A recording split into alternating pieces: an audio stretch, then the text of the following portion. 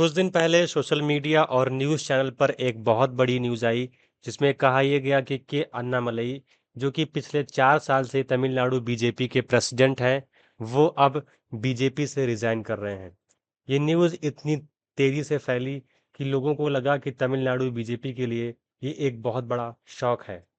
लेकिन फिर कुछ दिन बाद एक और न्यूज़ आई जिसमें यह कहा गया कि अन्नामलई एक्चुअली बीजेपी से रिजाइन नहीं कर रहे। वो अमित शाह से पर्सनली मीट कर रहे हैं। उनकी काफ़ी लंबी डिस्कशन भी हुई है और वो अब शायद पार्टी में ही रहेंगे। दोस्तों, ये कन्फ्यूज़न अब भी क्लियर नहीं हुआ है क्योंकि ना ही कोई ऑफिशियल अनाउंसमेंट किया गया है और ना ही कोई प्रेस स्टेटमेंट आया है।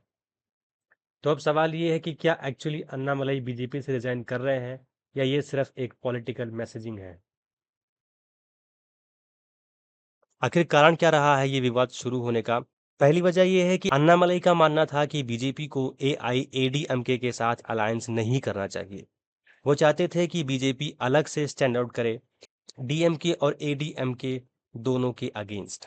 लेकिन बीजेपी सेंट्रल लीडरशिप का मानना था कि एआईएडीएमके के साथ अलायंस जरूरी है। क्यों? क्योंकि एआईएडीएमके की बेस स्ट्रांग है तमिलनाडु में। दूसरी वजह ये हो सकती है कि एलईडी यानी कि लोकल इलेक्शन डिवीजन में विवाद, टिकट डिस्ट्रीब्यूशन पर डिसएग्रीमेंट, किसको वोट देना है, कहाँ कैंपेन करना है, ये सब पॉइंट्स पर अलग अलग विचार होना। तीसरी वजह ये हो सकती है कि 11% का वोट शेयर। अन्नामलई ने बहुत मेहनत करके ये नंबर्स बनाए हैं, लेकिन वो भी एक्सपेक्टेड नंबर से कम था और सेंट्रल लीडरशिप को शायद ये रिजल्ट एक्सपेक्टेड नहीं था। उन्हें इससे बड़ा नंबर चाहिए था। चौथी वजह ये है इंटरनल पार्टी पॉलिटिक्स।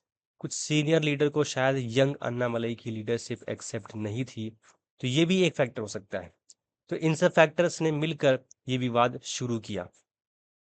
पर अब सवाल ये है कि अन्नामलई का अगला स्टेप क्या होगा। रिपोर्ट्स कहती हैं कि उनके पास अब 3 ऑप्शन हैं।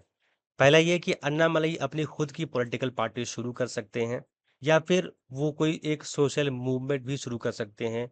वो रीजनल फोर्स के साथ जुड़ के बीजेपी के बी टीम के रोल में भी आगे बढ़ सकते हैं। रिपोर्ट्स कहती हैं कि आरएसएस भी इस बात से काफी नाखुश है, लेकिन वो अन्नामलई को सपोर्ट कर सकते हैं एक नेशनलिस्ट के लीडर के रोल में। तो ये कुछ ऑप्शन थे अन्नामलई के पास जो जो कि अब भी क्लियर नहीं है।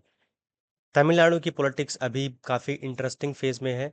डीएमके अभी भी स्ट्रांग है, एआईएडीएमके रीऑर्गेनाइज कर रहा है और अन्नामलई अगर रीजनल पार्टी लॉन्च करते हैं तो थर्ड फोर्स बन सकते हैं। ये बहुत एक्साइटिंग होगा क्योंकि तमिलनाडु में अभी सिर्फ 2 मेन पार्टीज हैं। थर्ड फोर्स आने से पॉलिटिक्स डायनेमिक होगी। 2029 इलेक्शन में ये सब काफी इंपॉर्टेंट होगा। अन्नामलई का डिसीजन तमिलनाडु की फ्यूचर पॉलिटिक्स डिफाइन कर सकता है और अगर वो बीजेपी में रह जाते हैं तो बीजेपी को स्ट्रांग लीडरशिप मिलेगा, पार्टी को रिवाइटलाइज किया जा सकता है। क्या अन्नामलई बीजेपी से जा रहे हैं या ये सिर्फ एक पॉलिटिकल गेम है? कमेंट में अपना ओपिनियन जरूर दें।